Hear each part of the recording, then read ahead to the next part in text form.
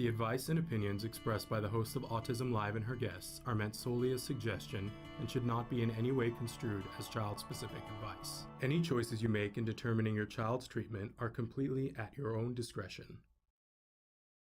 Dr. Doreen Granpeesheh is the Dr. Doreen is an expert in autism. Doreen Granpeesheh. Dr. Granpeesheh. Dr. Doreen Granpeesheh. Dr. Doreen Granpeesheh is a visionary in the field of autism. Now you can ask her questions on Ask Dr. Doreen.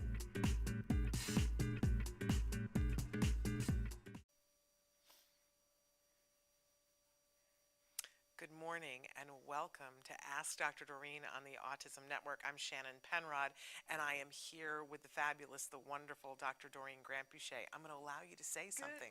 Good morning. Try something different. So thrilled to be here with her.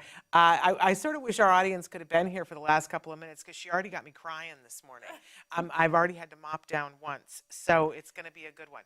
Excited to be here with all of you, thrilled to be on our new set. And enjoying being in the same room together. It's lovely. It's so lovely, yeah. And Trevor's done such a wonderful job with all the background. And yes, everything. he's worked himself to the nubbin, as my grandmother used to say. Worked himself to the nubbin. So we're thrilled to be here with you. You guys know that what the mission is. Always, we want to provide information and inspiration, and Dr. Doreen is here to answer your questions live. Some of you have already started writing in. Some of you wrote in during the last week and overnight. Some of you emailed me. Those are all viable ways. We want to let you know that we are live right now, and so you can log on to Facebook, YouTube, Twitter, and send your questions in there. But we're also live on about 12 other sites. Traven will start to show them to you, the fabulous Traven. We'll start to show them to you. Remember that the show is also available in podcasts. In fact, this is now, I think we are officially at 11 years now that we've been doing the show. Crazy, right? Amazing. And so we have that archive of all the complete shows is available, video and audio, on YouTube. And the audio is available right now on pretty much every platform that there is that you can get a free download from. We've worked really hard over the last 11 years to make sure that you can get the content for free. So if there's a place where you don't see us and you would really like to see us, please make sure that you let us know. I also want to do a programming note that now, as part of the Autism Network, Autism Live, and all the entities in the Autism Network, including Ask Dr. Doreen, we are now actively taking sponsors. Which is, we used to, when we were in studio, show you commercials and interstitial things, and we stopped doing that in COVID. And we, as you imagine, in order to have it be no cost to you, we need to keep lights running. So we are now looking for sponsors. If you or someone you know has a business that would like to advertise on anything on the Autism Network, obviously we have to be like-minded. We're a little fussy. Yes. I will say that we're a little fussy because we want to make sure that it's of benefit to the people who are viewing, but we're looking for sponsors. That's wonderful. If you want to know more about that because you would like to sponsor or have advertising on our website or on our shows, you can write to us at marketing@autismnetwork.com. We really appreciate that. And if any of our viewers hook us up with a sponsor, I'm going to give them a free signed book. So there's that, one of my books. So anyway, so thrilled that you guys are here. I do want to start off this morning by reminding everybody that our disclaimer that we do, Dr. Doreen Granpeesheh is a true expert in the field of autism. She's been working in this field for more than 40 years. More than 40 years. I know you could never tell by looking at her. But she has a vast amount of experience working with individuals from very young babies up through senior citizens. She is renowned for being someone who is considerate of the individual and their needs and fighting for their rights and for them to be able to learn what is appropriate and necessary and of benefit to them. And using the highest quality and ethics always. So there's nobody better to ask a question, but there is no one in this format that could give you individual specific advice. So be as specific as possible. And I just said to you, you can write in on all of those platforms, or you can write to me at shannon@autism-live.com. And I have a question that I want to start with today that is rather a long one, so I'm going to paraphrase a little bit. Sure. But we had a mom, an amazing mom, write in with an elopement issue. So this is a 5-year-old. Yeah. And he is, I think, a mechanical genius, is what I want to say. And he knows what he wants, and what he wants is to be outside the door. Now, in their apartment, previously there was management that was working at the apartment, and they were made aware of the fact that this young man is a flight risk.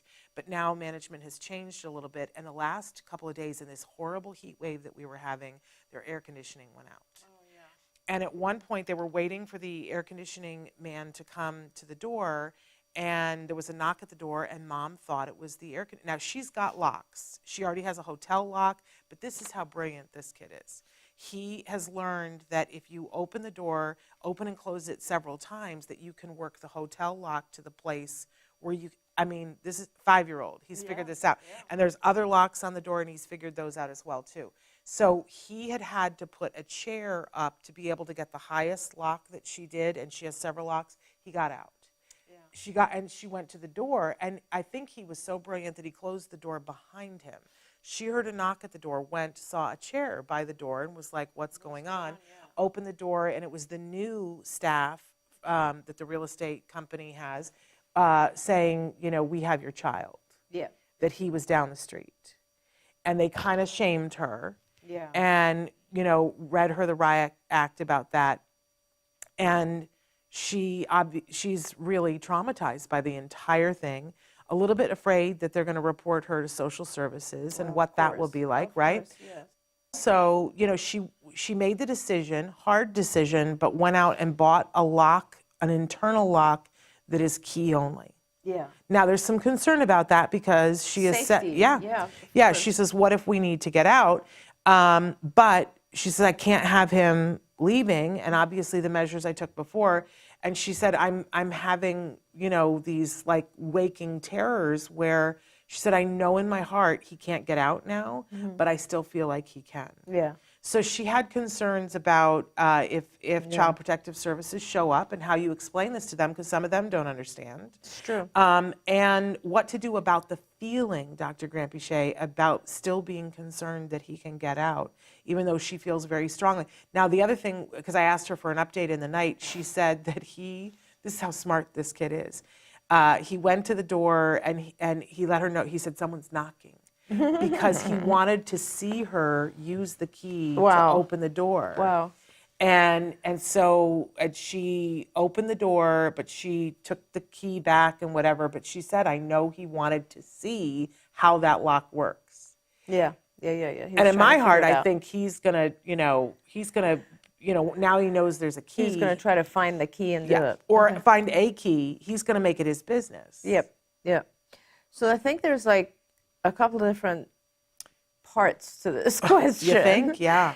Yeah. So let's address the I guess the safety stuff first, which I think is the most important, and then we'll talk a little bit about some things you could do to teach him to not actually go out. Yeah. And then I want to also talk about kind of the anxiety mom has around this. Yeah. So the first thing is make sure for anyone whose child is an eloper, I would really do a number of different things. First of all, mom's done a fantastic job with putting a lock. I would really use the type of locks that now exist where if the door opens, a very loud alarm goes off. I hate to say this because it is a little bit disturbing to everyone, but you kind of need that. I mean, that's part of, unfortunately, our children don't read the stimuli that are in our environment that teach us to be aware of danger. And so you have to make it a little bit more obvious. And let me tell you, my daughter who's in San Francisco, I just put one of those locks on her apartment because I'm just a little, overly concerned about being in the middle of the city. And it is loud. Like, I cannot tell you how, it's scary. You will startle, right? And I think that that's important for a number of different reasons. One is that, anytime he gets out, mom is informed. Yeah. Secondly, he will be startled. And I think being startled, he may avoid it. Like it might be a aversive stimulus that he will no longer be so interested in. Yeah. And these noise locks, so that's one thing. And you have to get one of the ones where turning it on and off is not obvious. Like Right. there are, and I have to tell you, nowadays there's also GPS that you can actually put on him in some form or another. He doesn't need to know that it's GPS. You can either do it in the form of a bracelet, a watch. There's even small tags that you can sew into the clothing. And I would definitely do that. There's no reason not to do this because it's dangerous, right? Yeah. I mean, and our kids, so that's very important. A lot of parents, I think, also talk to the local authorities and make sure that the local authorities know the child and know the family and know what's going on, so that if they should come across this type of situation, they know how to act. The neighbors as well. I mean, I'm going a little overboard with this because I've just don't heard think so so. many stories where if only one of these things had been done, Yeah. it would have made a big difference, right? So I think those are all factors that are important. In terms of teaching it, our kids are curious, and I think you don't necessarily want to discourage the curiosity, but your point here is to try to get your child to understand that if they want to go out, they have to have you with them. And so that is a thing you got to teach them separately, so that it's not always you being the one that takes them out, right? So you have to have a scenario where you can have the child actually come up to you and say, can we go out? Yes. And so at certain times of the day, you allow that. And if he comes to you and says, can we go out? You go out and you just explore. You don't necessarily immediately get into the car. You explore the neighborhood. Right. And so that your child knows that there is a way to go out, but it has to be together with you, right? So we used to, and if you have, like when you have a team of ABA therapists, this is one of those things where you can actually have the therapist hiding outside, and if the child does make it out, then they jump up, startle the child and say, no, and teach the child this is not the way to go. Where's mom? And the child has to go back and get mom. So there are procedures, and I think that mom has, kind of trial and error. Yeah. Mom or dad, I'm not sure who's writing in. Mom. Has definitely come to learn things that are going to help, and you're already doing those.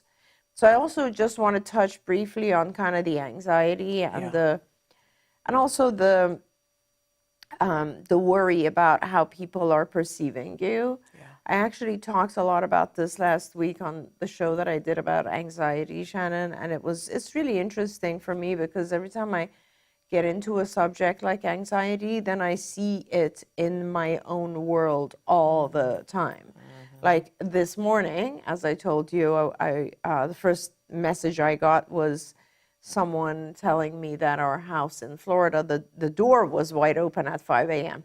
So, and we're not there, obviously. Right. And so you basically start immediately, your mind, exactly. And so this is all about those things that are called cognitive distortions. They're false beliefs, right? That our mind has learned over time to develop these patterns of making conclusions based on certain things.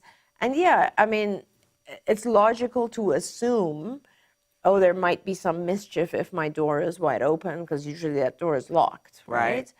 And so you can go down that path and you will worry until someone gets there, right?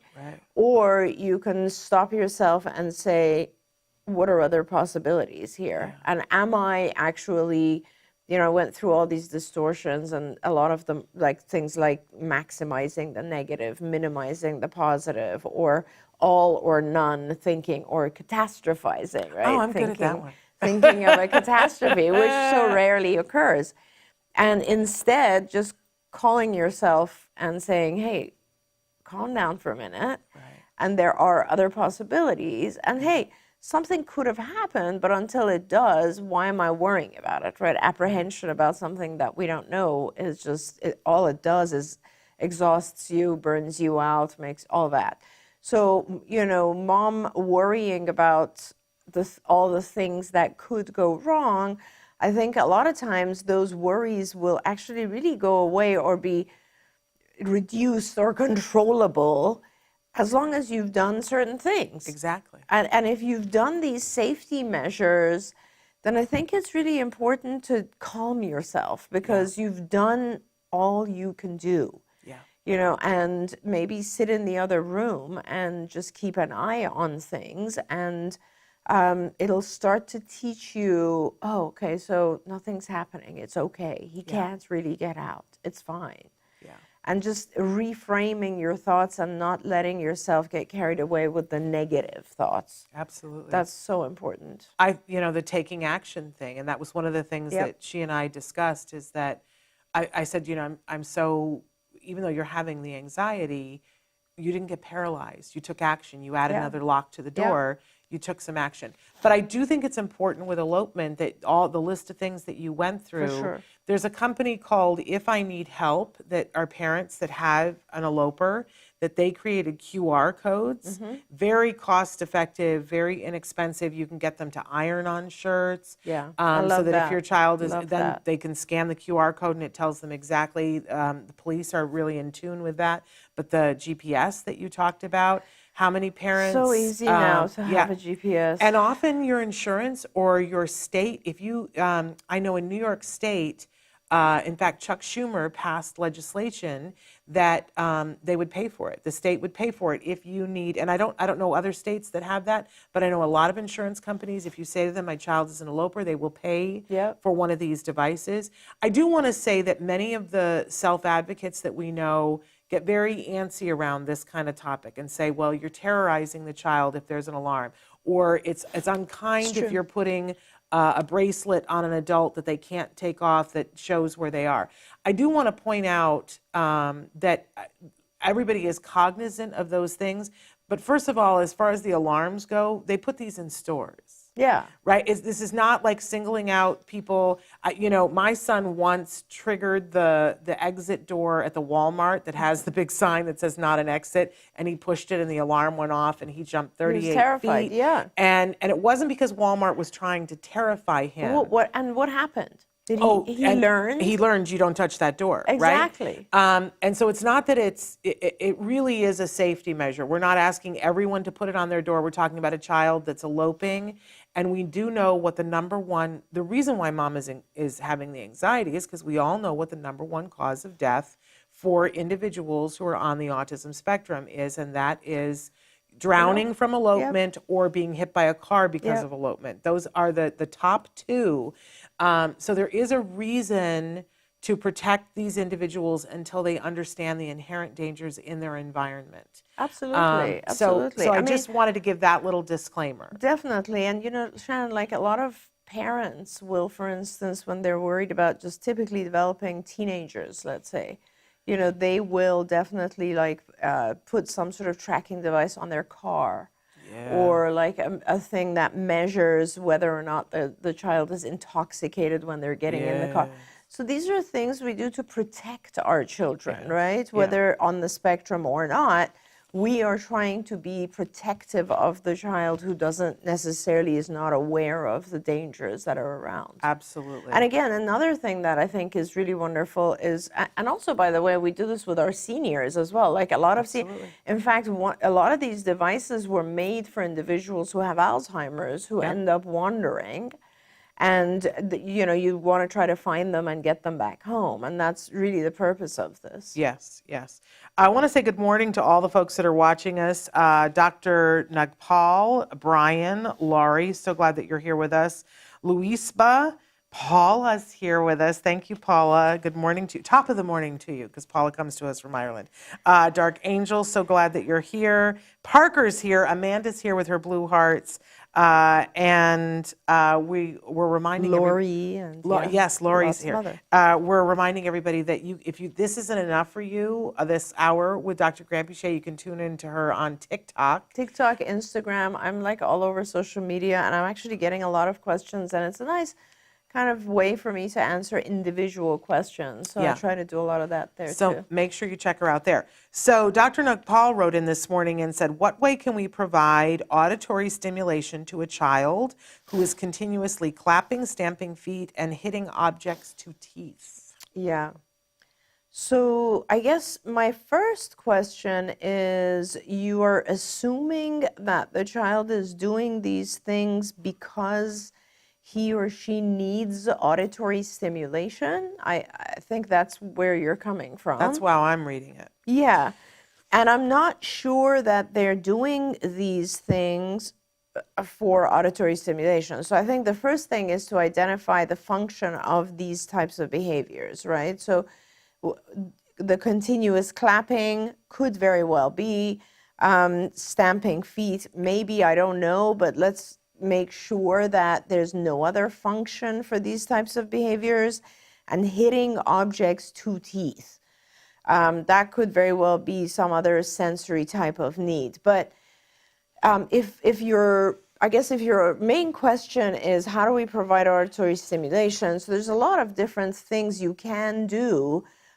First of all, I'm a big fan of getting our kids involved with music. A lot of the kids love music so much, and it just gives them even if I don't have any sign, I guess, from the child that they might be musical, I will still put a musical instrument in the room and just see. Yeah. Like a lot of times just a keyboard of some type, and the child will start. And it is pretty spectacular when you see a child, going to a musical instrument and keeping themselves occupied, and even like developing music and songs and beats and so on. So definitely introduce them to music. There's lots of different ways to do that. There are, kinder music classes if the child is really young, or just if you have someone who can play an instrument, having them start to teach your child a little bit of the beginning of the instrument, that would tell you if that's the way to go. The other thing I love and I often use for a lot of different things are the noise-canceling headphones. And honestly, I just feel that they're a really good tool for our kids, not only teaching a child that they can have their own channel on Spotify and they can play the type of music that they like. I love to have a cozy corner for the child with, let's say, a giant bean bag and their headphones there attached to some device that you teach them how to use, and they can go there, put the headphones on, and just get out of whatever hyperstimulation the environment might be causing them. But also just for them to be able to access noise-canceling headphones when they are in overly stimulating environments, like when, let's say, they go to an event or a party or even outside. I had a child who really would be completely unable. He lived in New York City. Obviously, the sounds in New York City are ridiculous to begin with. But it was very, very hard for this child to even go outside and go for a walk with his nanny or something until we actually gave him noise-canceling headphones and tinted sunglasses. And then he would put those on and a hat on.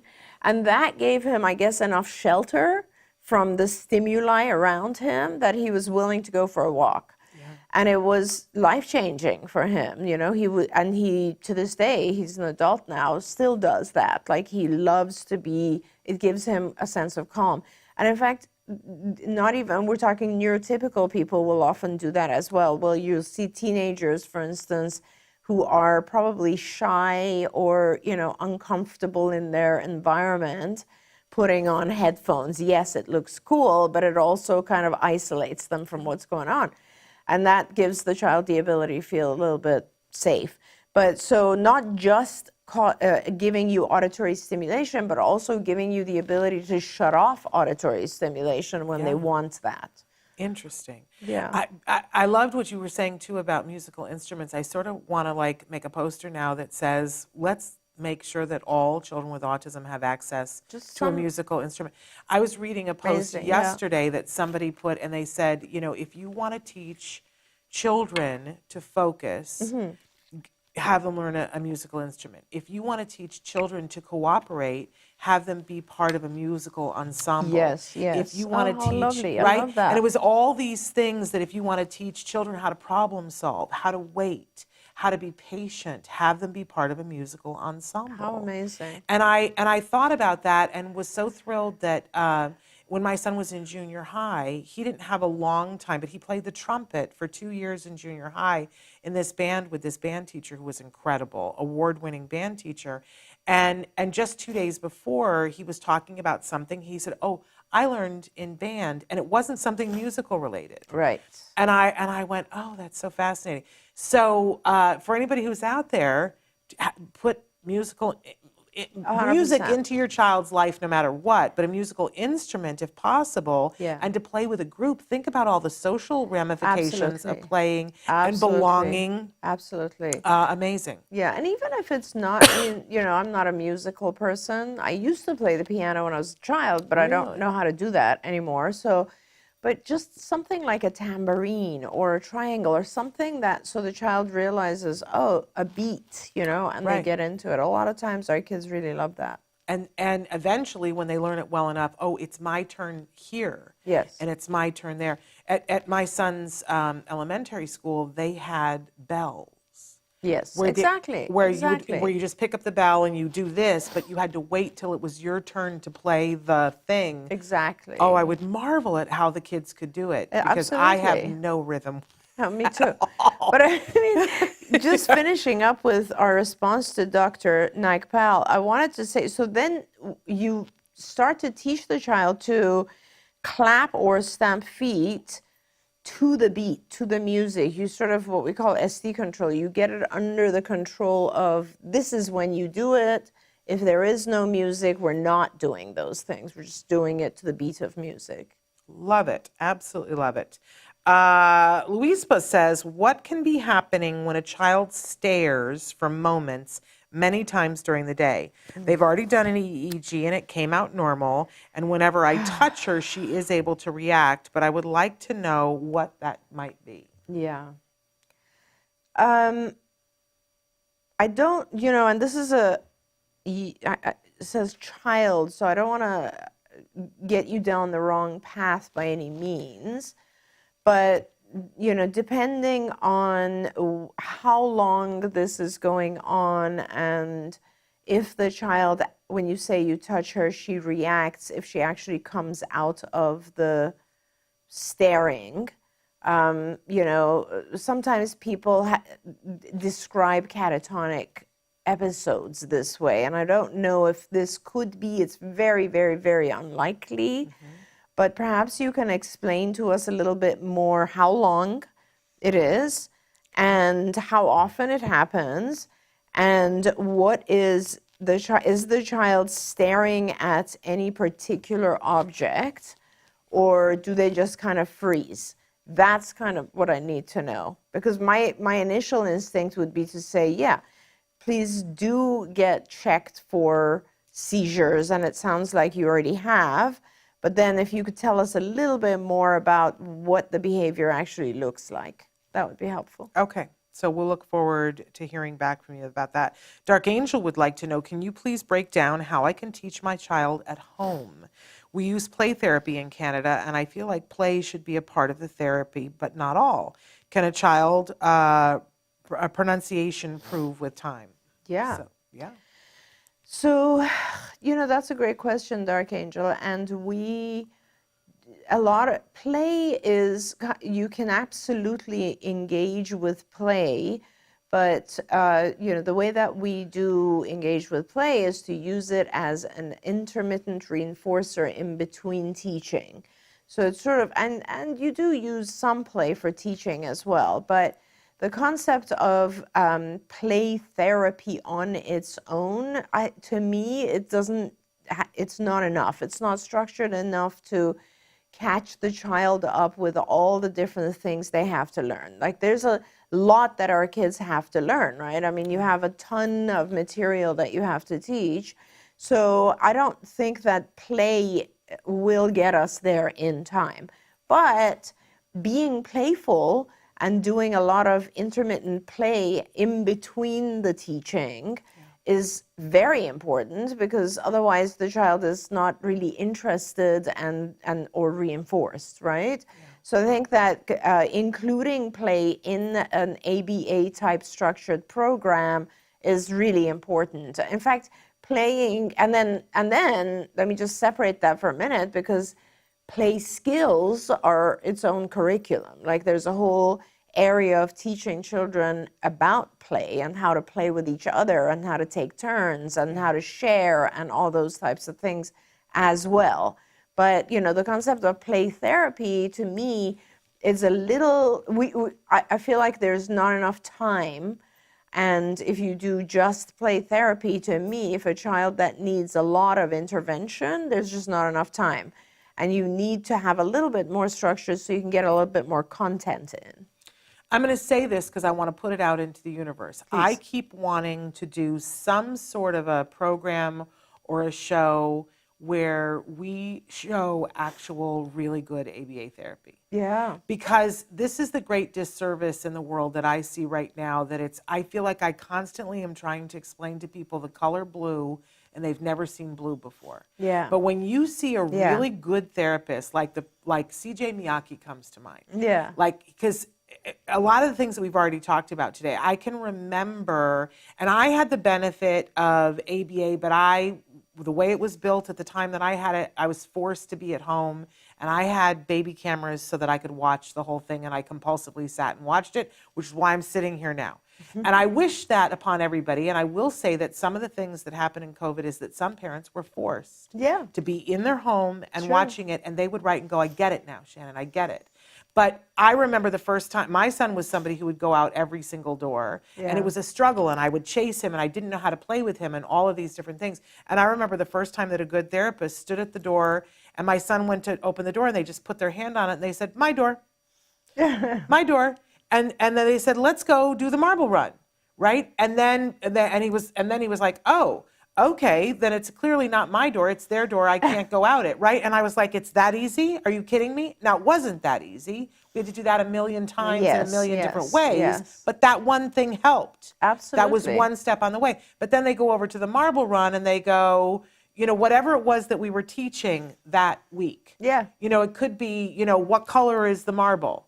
And then he would say blue, and they would go, yes, blue, tickle him. And then they go, okay, you put it up. Should we do this or this first? And every single moment of that play with the marble run was something that they were teaching him. That's whether very it was true. Taking a turn or whatever. That's so it very was true. incorporated. It was focused into, he had more fun than you could shake a stick at.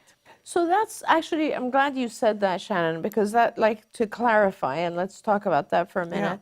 So what they were doing with him was generalization, right? And that is when you get to the point of kind of using the concepts that you've already learned in the natural environment, and in this case, it was in a game, in a toy, in a playful manner. But the key to it is that they had already mastered colors. Yes. And that is kind of where I was going, because if you start with just doing NET or natural environment play therapy, it takes a really long time to teach colors that way. And if you've done colors, let's say in a more discrete trial manner earlier, then generalizing it and doing it during real life is just something that happens naturally, and it's playful and it's fun and so on. But it is really important, you know, those stages in the beginning when you're teaching colors, it's a lot, right? It's like red on its own, then red against a neutral distractor, then another color on its own, then rotate the two targets, then, you know, so, and then apply them to objects, and then have color object discrimination. So it's a lot of steps that we do in teaching something, and then it's like, oh, okay, the child really does know now these colors, so let's take them and put them in our play or in there. Like another, you know, generalization for colors is like clothing, getting dressed and picking the red socks or the blue socks or whatever it is. And then it becomes a useful topic, right? Yes. That you can actually do these things with. But a lot of people, like, play therapy on its own is missing that first part. Yes. Which is kind of the trial by trial teaching of the concept. And that takes a long time. When you don't have that part, it takes a really long time to teach a concept. Yes, but I think where the disconnect is, what the arc looks like. Because how many millions of times have you done it? Right. I know what the arc looks like because I watched it in my home over 4 years, 5 years, really. Yes. But I didn't know in the first year when they were doing it, I didn't understand it. And I just think when we see ABA, we see just the part where they're teaching in the trials. And that looks like it's not fun and the child is not having fun. But done right, that can be fun. And with all the things that are done around it. I just want so badly. For and the people to reason see why, that. for people to see that. And the reason why is because the most amazing thing happened when Jem was getting therapy. My mother came to visit when we were 6 months in. Yeah. And we were watching in the other room on the monitor, and my mother was like, "This is the stupidest thing I've ever seen." She was like, "Shannon, I'm so sorry. It does look that way. I know you've told me support or silence, but this is the stupidest thing I've ever seen, and that you've gone all in, and you're such a zealot for it. It scares me, yeah. It scares me for you because I feel like it's a cult that you now belong to." And I mean, we had that whole talk, and I said, "Just watch, Mom. Just watch." Yeah. And she watched, and for over a period of 5 days. And at the end of 5 days, and they were doing the thing with him where they were teaching features of things, and they were like, so what is it? It's a bird and it has wings and all this stuff, and they were prompting him the whole way. And my mother was like, "This is so unbelievably stupid." And then by 4 days later, at one point, somebody put the little statue of the bird there, and they said, "Jem, what is it?" He said, "It's a bird, and a bird has wings, and a bird flies." And my mother stood up in the other room and went, "Oh my God, this is the most amazing thing. Why aren't people talking about this? This is a brilliant way of teaching people." And he's loving it. And she was a convert forevermore after that. And I always think, oh my God, if we could just show people that arc.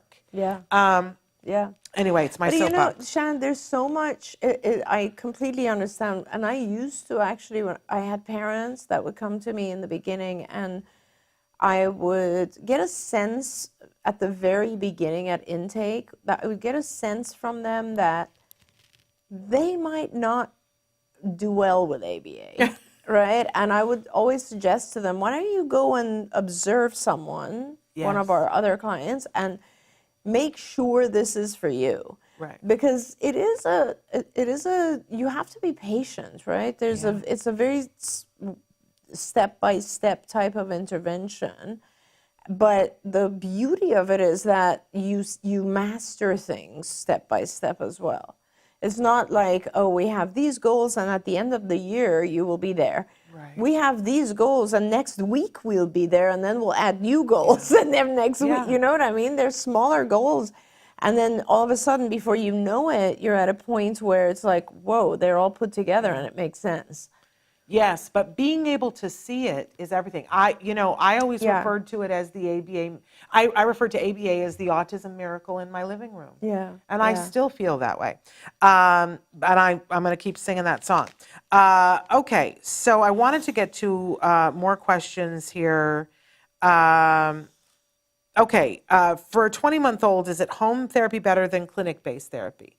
And I just said that I had home therapy because clinic-based wasn't available to me. Yeah, and 20 months old is very, very young. I guess, we did some studies. I want to try and be kind of scientific in my answer, and then I'll give you my gut feeling. We did a lot of studies to determine if overall home or clinic would be more beneficial.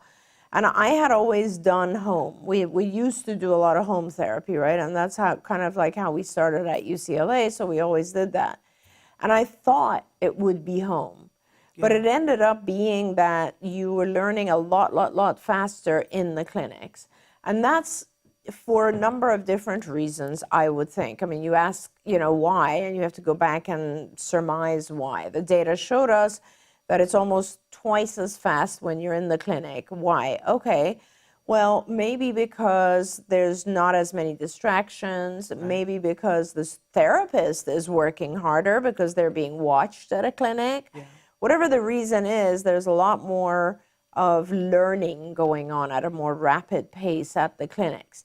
When we're talking about a child who's below the age of 2, it can be difficult, right, to have them spend hours and hours at a clinic, because typically a child below age 2 also is not toilet trained, and they will need breaks, they will need snacks, they will need naps.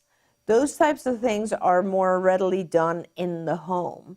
So perhaps as your child is that young, perhaps you do a little bit of both. And then you see how things are working, and then you gradually, as the child ages, increase the center-based or clinic-based therapy as they approach age 3. But I do think that it is, personally, I feel like it's appropriate to have some home therapy when they're that young, because you're going to still be giving the child naps, and you're going to be teaching the child a lot of activities that require them to be in home. Can I just say one thing, though, because I have seen the benefits of both, and I think that clinic-based, I've seen how much faster kids can learn, and I've seen what a pressure valve release it is for parents, because then you can work and you can have a break and you can have time off. But I think the big asterisk for me is, if you're going to do clinic-based, don't abdicate all your responsibility and go let them do it. You have to stay involved. You have to ask what they were learning. So you important. have to ask, do your parent, training or whatever they call it, so that you learn the techniques that you're doing. Because if it just happens at the center and it doesn't happen at home, you will greatly shortchange your child. Such a good point. Such a good point. Like, that is such an important factor. You're absolutely right. And as a parent, we all need a break. We need a break. Yeah. But don't think of it as, unless when you drop your child off for a clinic treatment, unless you feel like you could be the therapist and you're just as caught up as all the other therapists, then great. Then you can, this is not your shift. You can go relax. Yep. But if you don't know, and if there's learning to be had, please learn, because every parent needs to be the strongest therapist on the team, honestly, because who's going to care as much as you? No one. So if you have to be the person that is driving and pushing and asking questions and bringing up issues and making sure that everyone is consistent and that they're working on the things that are important to you. Yeah. My therapist that used to come into the home used to notice that I put signs all over my house for me. Yeah. And one of the signs that was on the bathroom mirror, so that I could never miss it, said, Jem's team is only as strong as the weakest player. Exactly. And that will not be me. I love that. And that was what was on my mirror, and then I looked at it every single day. And there were days when I was the weakest player on the team. And you know what? What's good about that is that means you got a great team. But I would run to catch up with them, and I would say to them, teach me what you know, because I won't be the weakest person on this team. That's amazing. That honestly makes a huge difference. I mean, I can say as a lead clinician, as having been on so many teams and observing so many teams, with parents who are involved, when there are parents who are involved, and sometimes you have actually both parents involved. So more often, though, you have one, because the other parent has to take care of everything else, Yeah. But when you have a parent who is involved, the team as a whole just functions better. Yeah, I think everybody rises. Everybody rises, everybody's focused, everybody's doing the right thing, everybody's in the right path. Yeah. And you have off days. Like, don't think that I was. Absolutely. There were days when I couldn't do it, wouldn't do it, and I always say to our therapists, you made me a better person on those days because you showed me what was still left to be had. Yeah. So let me also say 100%. that. Parker wrote in with a personal question that really is touching my heart. He says, my aunt and uncle were supposed to come in today, but for reasons beyond anybody's control, They weren't able to come, and he and his uncle have a very deep relationship, and he hasn't been able to see him for a year and a half due to them moving. He said, I'm handling it surprisingly well, but I'm afraid in the next few days I might have huge meltdowns when this hits fully. Help me and my family. And I just want to say, Parker, I just spent the last 11 days with my 2 little grandnieces, and they usually come every year, and I get to see them for a couple of days. This time their parents left them with me. I was with them for 11 days. And whenever they leave, I feel bereft. I feel bereft. Yeah. Because it's like, I don't know. My life is more enriched when they're there and they left. And so I said yesterday, my husband said, how are you doing? I said, I have the melancholies. Yes. And, but it's scary when you have that feeling because it doesn't know when it ends. I relate greatly, Parker, sending you love. I do. And Parker, I also want to say, like, I understand where you're coming from, but I'm always so amazed at how analytic you are and how you are able to observe yourself and analyze yourself and just, kind of predict things. I mean, I just love the way you think. It's so powerful. I want to challenge you, Parker, to give yourself more credit than that. I want you to believe that you're going to be fine and that you are going to, there's absolutely no reason for you here to have fear about you being able to handle them not coming. Missing someone is a very, very good thing. It's a wonderful emotion, and you can miss them without falling apart. You can pick up the phone and Zoom with this uncle and have lots of contact via, Zoom or some other type of software that allows you to actually see them and talk to them, and you can do that until they're able to come. And I believe in you. I know that you can actually handle this. I don't think you're going to fall apart by any means. And I think there are a lot of other ways that you can kind of satisfy that melancholy, as Shannon said. And, write them cards. And it's one of the things I love is like when you receive mail from someone that you love and miss, and plan the next visit so that you have something to look forward to. But, don't worry about having a huge meltdown. There's no benefit in worrying about it. If the day comes that you feel very, very depressed because they're not there, then you know there are things you can do to cheer yourself up at that moment. But let's not worry about it until it happens. Yeah. One of the things that we've been doing is playing a game together. I love that. A game I love that. A game that you play separately, but then you compare notes, Yes, like what level a lot are of you people on? do that now. Everybody's doing Wordle. Yeah. Like maybe if you would just play Wordle with your uncle every day and check in with each other through texts about how many did you get it in. It's that connection. It's funny, Shannon, I've been lately really, really interested in, as you know, like the whole virtual reality and the metaverse. I've been like trying to learn as much as I can. And I was reading these articles on kind of what is the metaverse and how does this work. And this article was talking about early games that could be classified as the earliest versions of the metaverse. And of course, one of them was, what was the game that both of our sons were into where they would go in and build? Oh, Minecraft?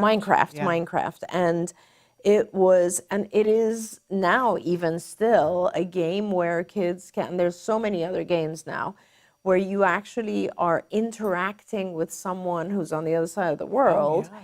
And the way that you're interacting is you're kind of doing your own thing, and then they come and do their own thing, and between the two of you, you're building a community. Yeah. And so, Parker, that is a great idea. Anything like that, any type of, and Wordle is a good one. There's so many of these group games now.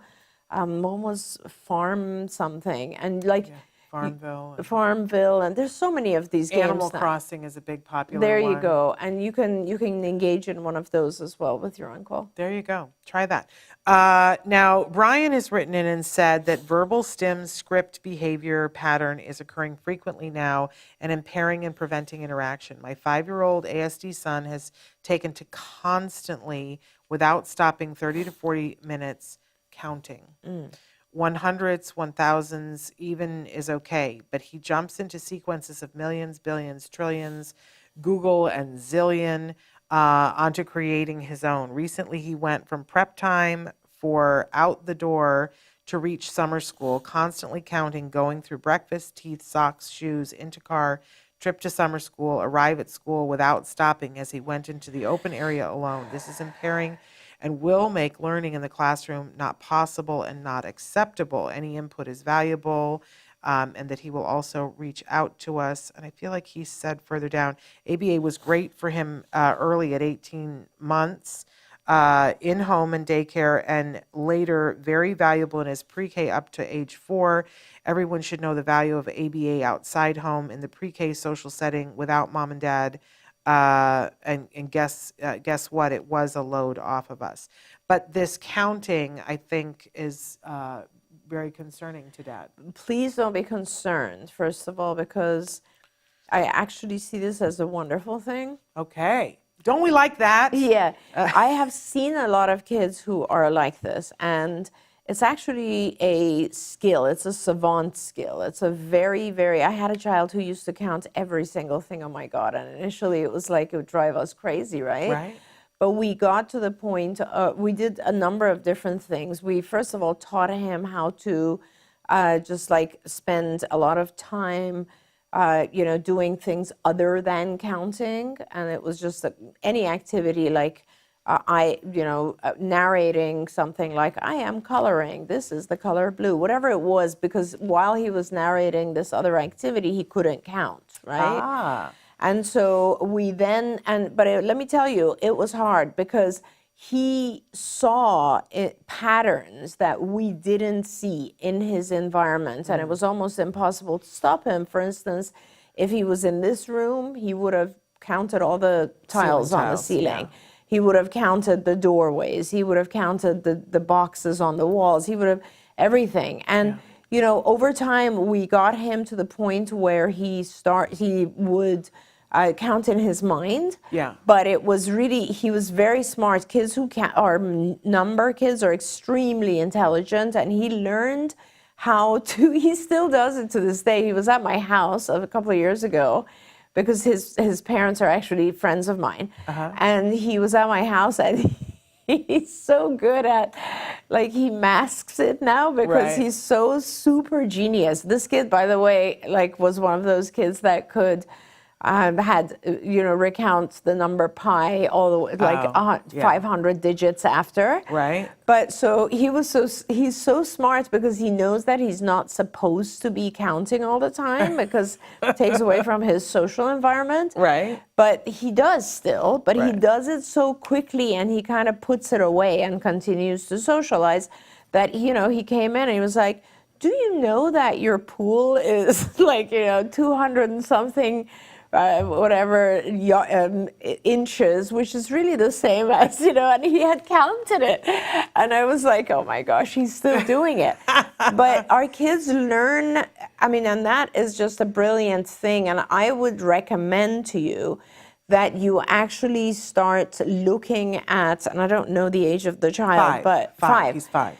You should probably get him, first of all, I would start by getting him tested. I would definitely do an IQ test, because you're going to want to identify his intelligence quotient right now, and it's going to be pretty high, and it's going to be skewed. So you'll see that like in certain types of activities that have to do with measurement and or counting or things that are ordinal, and he'll do extremely well, and in other areas he'll have a little bit of a dip, right? That will give you a cue as to the types of things. In other words, don't focus on having him not count, but focus on teaching him other things, because the counting's always going to be there. As long as he is able to do other things, then what you're going to have on your hands is just a genius who will be able to do math very early on, will be able to excel.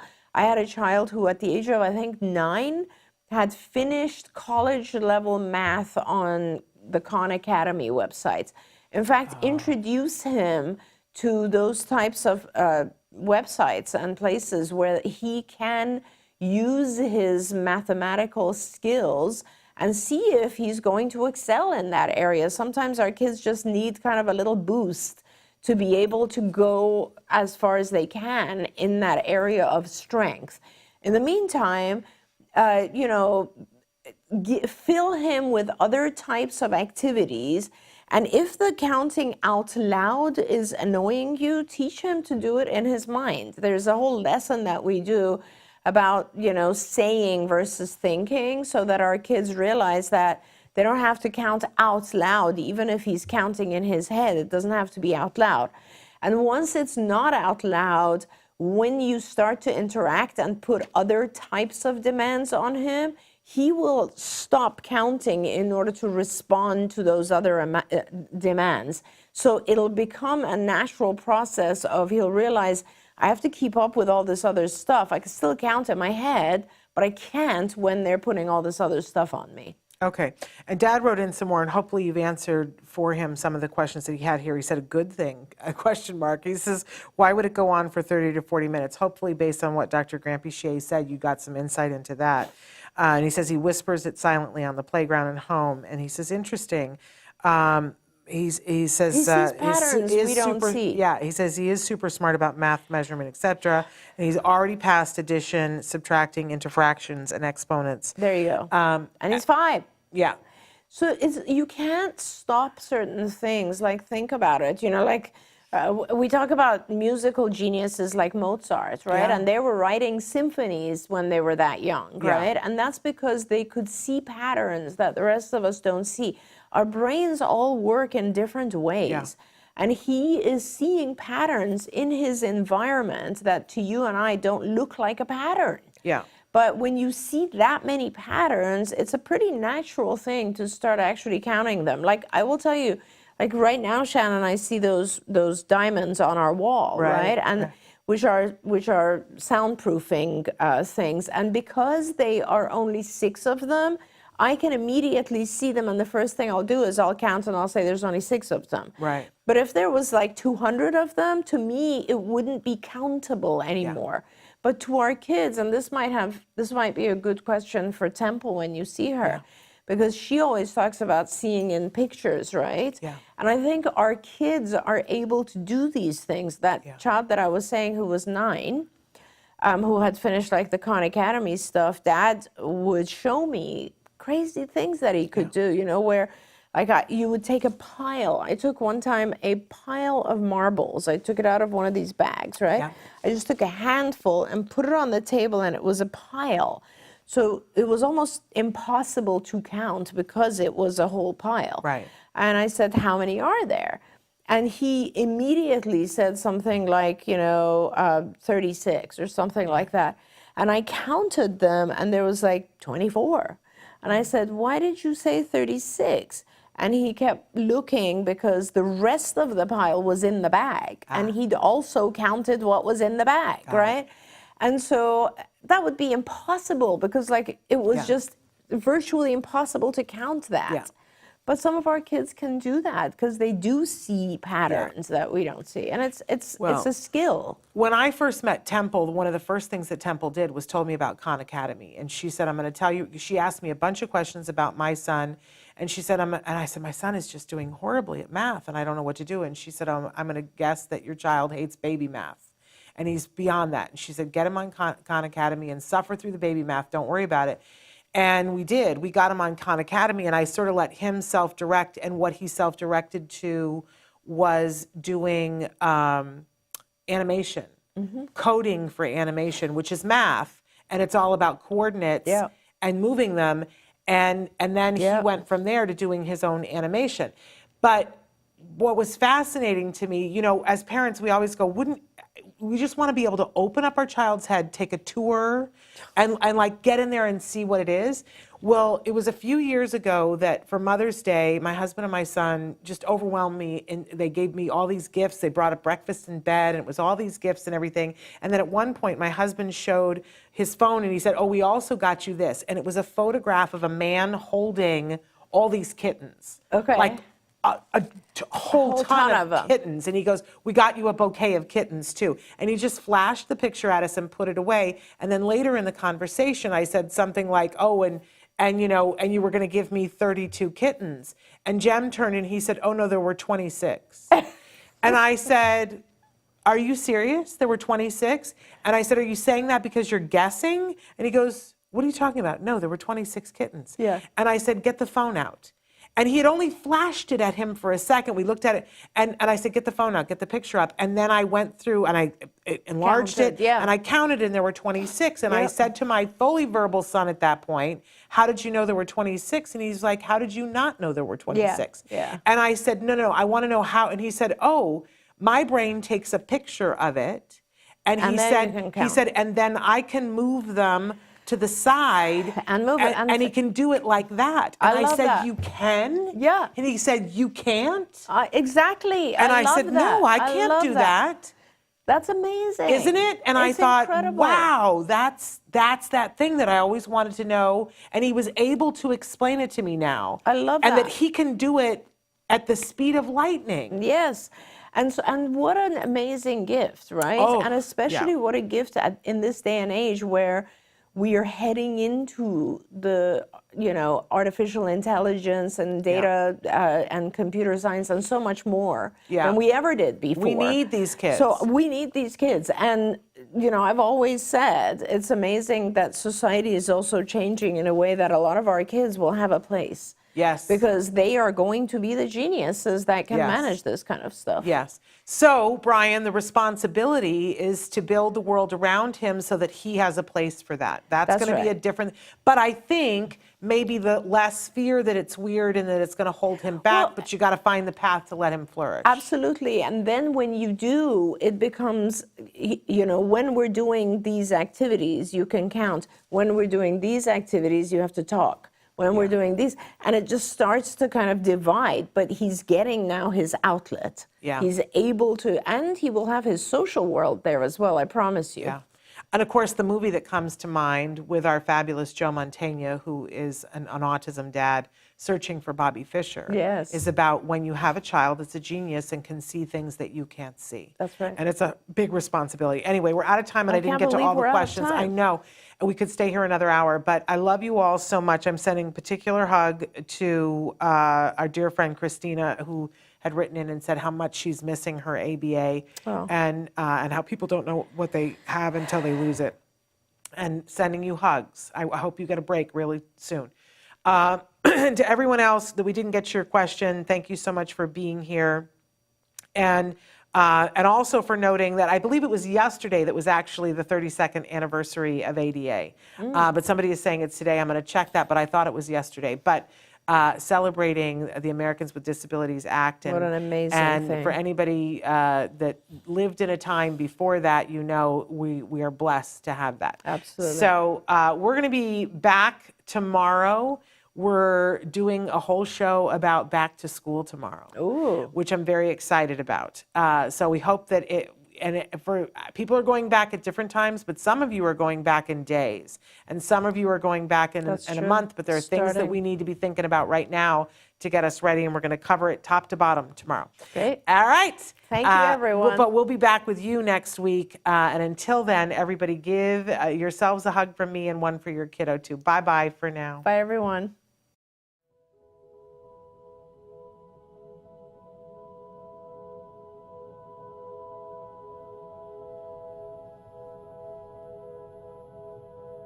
If you found anything helpful in this video, please give us a like. In fact, make sure that you smash that subscribe button on YouTube and give us a like on Facebook. You can also follow us on Twitter and on Instagram for important updates. And please download our free podcast wherever you get your podcasts. Thank you so much. See you next time.